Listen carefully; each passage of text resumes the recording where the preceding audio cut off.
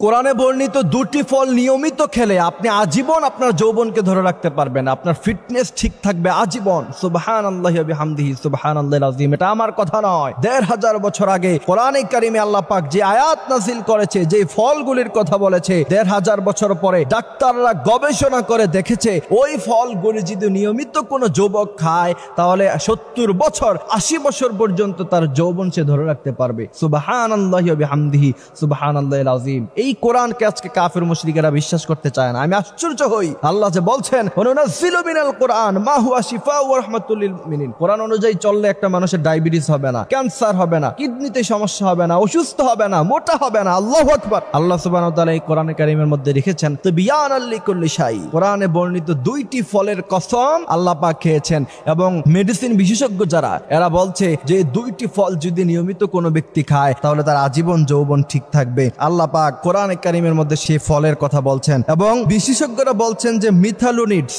এই হরমোন মানুষের যৌবনকে ধরে রাখে। মানুষের বয়স যখন ৩০, ৩৫, ৪০ প্লাস হতে থাকে তখন মিথালোনিডস হরমোনটা রিলিজ হওয়া বন্ধ হয়ে যায়, আস্তে আস্তে সেটা কার্যক্ষমতা কমে যায়। কিন্তু কোরআনে বর্ণিত এই দুইটি ফলের কসম যে আল্লাহ খেয়েছেন, এই দুইটি ফল খেলে শরীরের মধ্যে এই হরমোনটা তৈরি হতে থাকে। সুবহানাল্লাহি ওয়া বিহামদিহি সুবহানাল্লাহিল আযীম। কত সুন্দর কথা, কত চমৎকার কথা। সেই দুইটি ফল হলো তিন এবং জাইতুন। আল্লাহ পাক সূরা তিনের মধ্যে দুইটি ফলের কসম খেয়েছেন। এরপরে ওয়াতুরি সিনিন পাহাড়ের কসম খেয়েছেন। আল্লাহ বলেন ওয়াত্তিনি ওয়াজ্জাইতুন, তিন এবং জাইতুন ফল এর কসম। এরপরে আল্লাহ বলেন ওয়াহাদাল বালাদিল আমিন, নিরাপদ মক্কা নগরীর কসম, পাহাড়ের কসম। লাকাদ খালাকনাল ইনসানা ফি আহসানি তাকওয়িম, মানুষকে আল্লাহ পাক অনেক সুন্দর করে বানিয়েছেন। সুম্মা রাদাদনাহু আসফালা সাফিলিন, তারপরে আবার তারা বুড়ো হয়ে যায়। সুতরাং এই তিন এবং জাইতুন ফলকে গবেষণা করে বিজ্ঞানীরা পেয়েছে যে এই তিন এবং জাইতুন ফল যদি কোনো ব্যক্তি নিয়মিত খায় তাহলে তার যৌবনটা আজীবন ঠিক থাকবে। এবং বিশ্বনবী সাল্লাল্লাহু আলাইহি ওয়াসাল্লামের হাদিসের নিদর্শন হলো এমন, তিনি বলেন যে তোমরা তোমাদের শরীর ফিটনেস ঠিক রাখতে হবে। বিশ্বনবী সাল্লাল্লাহু আলাইহি ওয়াসাল্লাম খাবারের উপরে অনেক কথা বলেছেন, তুমি কতটুকু খাবার গ্রহণ করবা। পৃথিবীর কোন মনীষী এই কথা বলেছে কিনা আমার জানা নাই। আল্লাহর নবী বলেন যে সম্পূর্ণ পেট ভরে তোমরা খাবার খেও না। ১৫০০ বছর আগের কথা। ১৫০০ বছর পরে ডাক্তাররা বলছে কোন ব্যক্তি যদি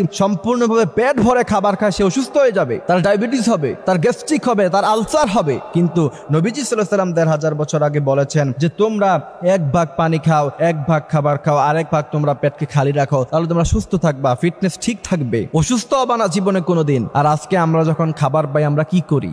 ইচ্ছা মতো খাবার খাই, বিরিয়ানি, কোরমা, পোলাও, ইচ্ছা মতো খাওয়ার কারণে আমাদের শরীর আজকে আমরা অসুস্থ হয়ে যাচ্ছে। অথচ আল্লাহ বলেন ওয়ালা তুলকু বিআইদিকুম ইলা তাহলুকা, নিজের শরীরটাকে নিজে কখনো তোমরা ধ্বংস করে দিও না। এমন ভাবে তোমরা চলাফেরা করো যাতে করে তোমাদের ফিটনেস ঠিক থাকে। আর মুসলমানদের যদি ফিটনেস নষ্ট হয়ে যায়, মুসলমানরা যদি হারে বেশি অসুস্থ হয়ে যায়, এরা যুদ্ধ করবে কিভাবে? এরা নামাজ পড়বে কিভাবে? আল্লাহ পাকের সার্বভৌমত্ব পৃথিবীর মধ্যে কায়েম করবে কিভাবে? আল্লাহ সুবহানাহু ওয়া তাআলা আমাদেরকে এই কথাগুলি বোঝার, মানার তৌফিক তিনি আমাদেরকে দান করুক। আমিন।